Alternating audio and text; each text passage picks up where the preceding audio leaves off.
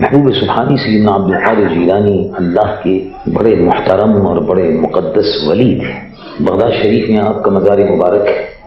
قادریہ سلسلے کے مشہور پیشوا ہیں، بزرگ ہیں، روحانیت کے تاجدار ہیں اور بڑے عظیم المرتبہ بزرگ گزرے ہیں، اور آپ کا لقب غوث اعظم تھا،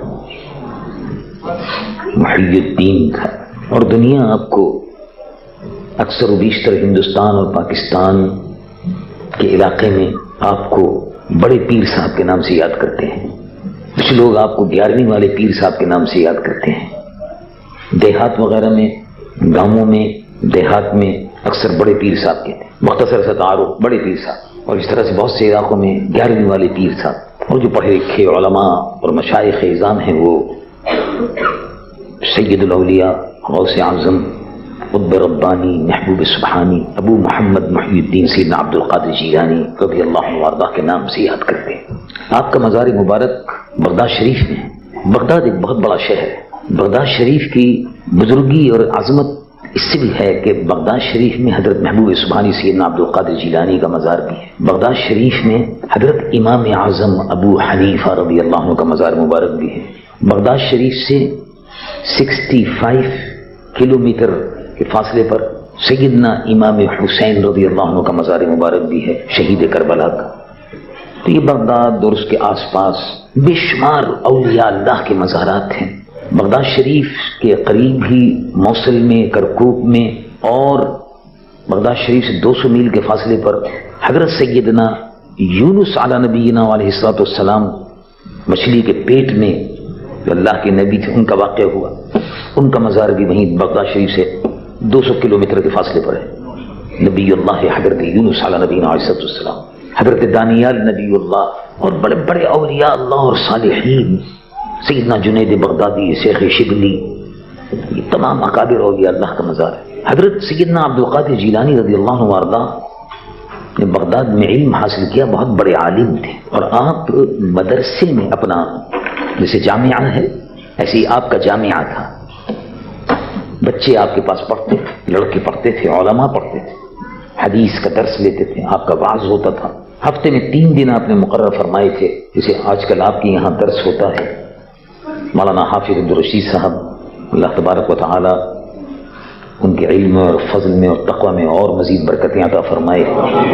جسے مولانا حافظ عبدالرشید صاحب درس حدیث اور درس تفسیر دیتے ہیں، اس طرح سے بغداد شریف میں سیدنا غوث اعظم اپنے دارالعلوم جامعہ میں، مسجد میں درس دیتے تھے۔ آپ کے درس میں بے شمار لوگ آتے تھے، اور زندگی میں بھی آپ کے لوگ بے شمار آپ کے گھر پر مدرسے میں زیارت کے لیے آتے تھے، اور مرنے کے بعد بھی بے شمار لوگ آج بھی زیارت کے لیے آتے ہیں۔ میں کیونکہ بغداد شریف جاتا رہتا ہوں، تقریباً سال میں 3-4 چکر لگ جاتے ہیں، اور اللہ تبارک و تعالیٰ کو مجھے کچھ قادری سلسلے کی وجہ سے بھی اور محبت بھی ہے، تو کچھ ایسا اتفاق ہوتا ہے کہ ہر تیسرے چوتھے مہینے ٹکٹ آ جاتا ہے اور میٹنگ ہوتی ہے، میں چلا جاتا ہوں۔ تو بغداد شریف میں ایک یونیورسٹی ہے، اسلامک یونیورسٹی بغداد، جو حضرت سیدنا غوث اعظم کے مزار مبارک کے متصل کلیت الشریعہ تھا، کالج آف اسلامک جورسپروڈنس، اس کو انہوں نے یونیورسٹی بنا دیا۔ تو وہ دنیا بھر سے اس کے یونیورسٹی کی گورننگ باڈی کے ممبر ہیں، یونیورسٹی کی سینٹ ہوتی ہے اس کے ممبر، تو 15 ممبر ہیں، اس میں ایک میں بھی ہوں۔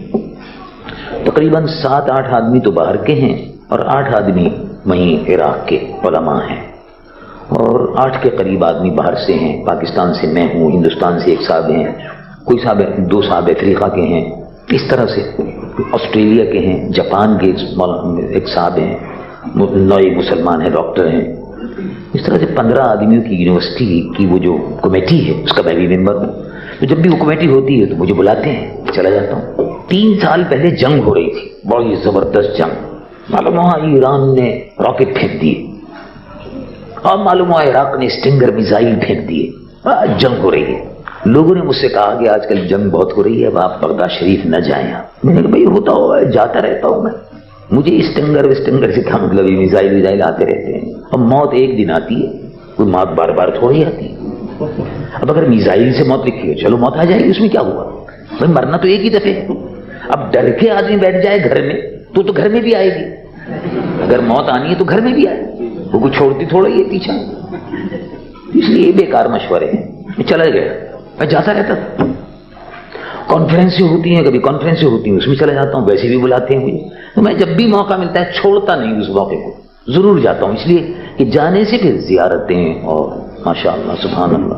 میں جب گیا تو سیدنا غوث اعظم کی کرامات تو بے شمار ہیں، اللہ کے ولیوں کی کرامت، جو ولی سے جو ایسا کام سرزد ہو کہ جو انہونی ہو، تو اگر نبی سے ہو تو معجزہ کہتے ہیں، اور اگر ولی سے ہو تو کرامت کہتے ہیں۔ غوث اعظم غوث پاک کی بہت بڑی کرامتیں مشہور ہیں، اور یہ کرامتیں کیوں ہوتی ہیں؟ رسول اللہ کی امت سے، امت کے ولیوں سے کرامت ظاہر ہوتی ہے۔ یہ کیوں ہوتی ہے؟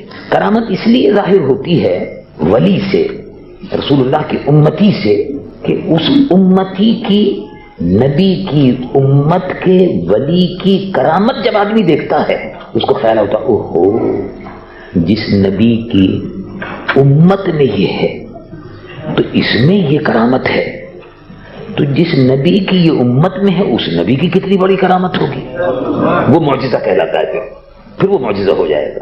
مطلب یہ ہے کہ اللہ کے ولی کو دیکھ کر، اللہ کے ولی کو دیکھ کر، اللہ کے ولی کی کرامت کو دیکھ کر حضور پر نور سید العالمین محمد رسول اللہ صلی اللہ علیہ وسلم پر ایمان تازہ ہو جاتا ہے، ان کے معجزے پر ایمان تازہ ہو جاتا ہے اور اس کی تصدیق ہو جاتی ہے۔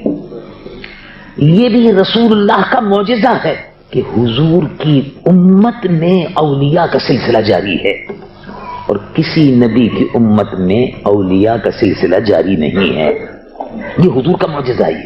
خیر بہرحال اس کی جو تفصیل ہے، تو سیدنا غوث اعظم کی کرامتیں تو بے شمار ہیں، اور کرامتیں ہم پڑھتے رہتے تھے۔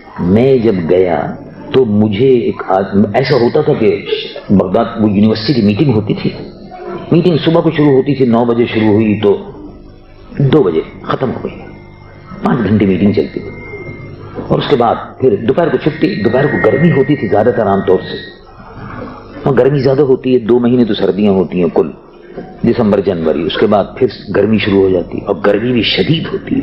جب وہ میٹنگ ختم ہو گئی، کھانا وانا کھا کے آرام کر کے شام کو پھر میں عصر کی نماز وہیں پڑھتا تھا روضہ مبارک پر، اور پھر وہاں مغرب اور عشاء تک بیٹھا رہتا تھا، اور یا پھر دوسرے دن سیدنا امام اعظم ابو حنیفہ میں حاضر ہو جاتا تھا۔ تو میں جب گیا ان کا ہٹو اور بچو، ہٹو اور بچو، اندر چلو۔ بھئی کیا بات ہو گئی؟ گاڑی سے ہم گئے، اترے، ان کا جلدی اندر اندر اندر، کیا بات ہو گئی؟ یہ 1987 کی بات ہے، تو کا میزائل آ رہے ہیں، سائرن بج رہا ہے، جنگ تو ہو رہی تھی اس زمانے میں، عراق اور ایران کی جنگ۔ عراق اور ایران میں جو جنگ ہوئی، 2 ملکوں میں جنگ ہوئی، اور یہ جنگ جو ہوئی اصل میں یہ 2 ملکوں میں تو جنگیں ہوتی رہتی ہیں، یہ اصل میں جنگ تھی سنیوں میں اور شیعوں میں، سنیوں میں اور شیعوں میں جنگ تھی۔ ایرانی یہ کہتے تھے کہ عراق کیونکہ سنیوں کی حکومت ہے اس کو ختم کرو۔ پہلے بھی ایسا ہوا ہے، صفوی خاندان کے بادشاہ نے بغداد پر حملہ کیا، بغداد میں خون بہایا سنیوں کا، اور اس سے پہلے بھی ابن علقمی وزیر اعظم تھا عباسیوں کا، مسلمانوں سنیوں کی سلطنت تھی، تو اس نے ہلاکو خان کے ساتھ سازش کر کے بغداد پہ حملہ کروایا اور سنیوں کا قتل عام کروایا۔ تو یہ چپقلش رہتی ہے چلتی ہوئی۔ ایران والے بھی یہ سمجھتے تھے کہ ہمارے پاس بھی پاور ہے۔ ویسے تو لوگ یہ کہتے ہیں کہ امریکہ نے لڑوا دیا، کوئی کہتا ہے انگریزوں نے لڑوا دیا، کوئی کہتا ہے اس نے لڑوا دیا۔ میں یہ کہتا ہوں کہ یہ لڑتے ہی رہے ہیں ہمیشہ، کوئی نئی بات نہیں ہے، وہ ہوتا رہتا ہے۔ خیر جب میں اترا گاڑی سے تو گاڑی مل جایا کرتی تھی، گاڑی میں سے جب اترا دربار شریف پر، غوث اعظم پر، اور اندر جیسی جا رہا ہوگا، ہٹو بچو جلدی اندر جلدی اندر، جلدی، وہ عربی میں، پولیس والا عربی میں آواز دے رہا تھا جلدی اندر جلدی اندر۔ خیر جلدی سے اندر چلے گئے، کیا بات، میں نے کہا بھائی جنگ کا زمانہ ہے، کوئی بات ہو رہی ہے ضرور۔ اندر چلے گئے، اندر وہاں مسجد اور روضہ مبارک، بس وہاں جا کے آرام سے بیٹھ گئے۔ میں نے کہا اب مسجد میں آ گئے، اب کیا فکر کی بات۔ تو آواز آئی، ہوائی جہاز چل رہے تھے، زوں زوں، یہ تو جیٹ پلین تو آپ جانتے ہو، آپ جب نیچے چلتا تو معلوم جیسے دیواریں ہل رہی۔ ایک آدمی میرے پاس آگے بیٹھے، وہ ڈر رہے تھے، پاکستانی تھے، کہنے لگے میں تو یہاں مزدوری کرتا ہوں، کام کرتا ہوں، آپ کیوں یہاں آ گئے؟ میں نے کہا بھائی کمال ہے، بھائی آ گئے، میں تو نوکری کرتا ہوں، مزدوری کرتا ہوں، مولانا صاحب آپ کیوں آ گئے؟ آپ کو تو وہی رہنا چاہیے، اب دیکھو نا باہر یہ گڑبڑ ہو رہی ہے، خدا نہ خواستہ کوئی بات ہو گئی۔ میں نے کہا بات ہو گئی تو کیا ہو گیا، یہاں بھائی قبر یہاں بنا دینا، بات کیا ہو گیا، ختم ہو گیا، میں فکر کی کیا بات، چلو کوئی بات نہیں۔ میں نے کہا اچھا بیٹھ جاؤ، تم گھبراؤ نہیں، بیٹھو آرام سے باتیں کرو۔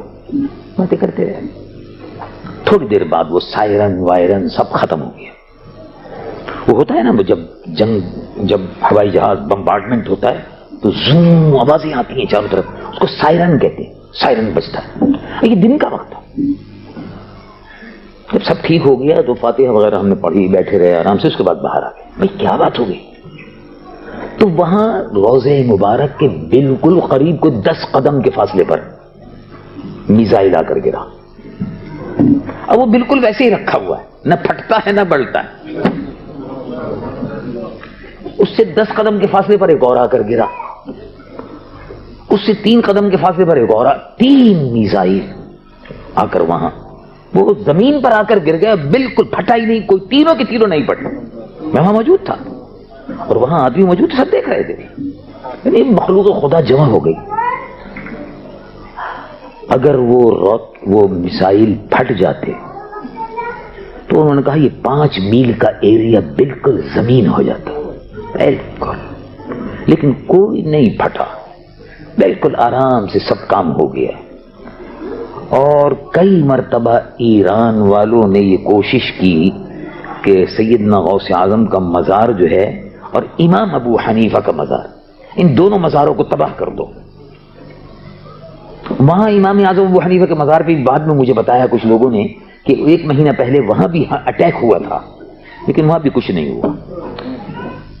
شیعوں کے نزدیک حضرت سیدنا عبد القادر جیلانی محبوب سبحانی رضی اللہ عنہ وارضاہ شیعوں کو گمراہ اور بے دین کہتے تھے، اور شیعوں کے متعلق حضرت سیدنا عبد القادر جیلانی رضی اللہ عنہ وارضاہ نے فرمایا یہود هذه الامہ، اس امت کے یہودی ہے یہ۔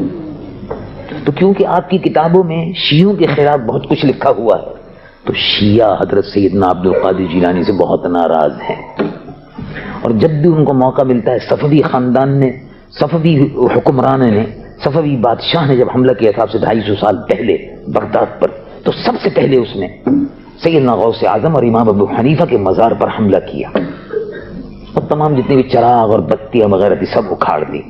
بعد میں پھر ترکوں نے حملہ کر کے اور سنیوں کا بدلہ، پھر اہل سنت و جماعت ترکوں نے حملہ کر کے پھر بدلہ لیا اور ایران کے بادشاہ کو ایران میں بھگا دیا۔ یہ ہوتا رہا ہے۔ تو وہ سیدنا غوث اعظم رضی اللہ عنہ وارضاہ کے مزار مبارک پر یہ کرامت دیکھنے میں آئی، اس طرح کی کرامتیں، یعنی کرامتیں زندگی میں بھی تھی، کرامتیں مرنے کے بعد بھی یہ پتہ چلتا ہے کہ اگرچہ قبر میں ہیں لیکن اللہ کے ولی باہر حکومت کر رہے ہیں۔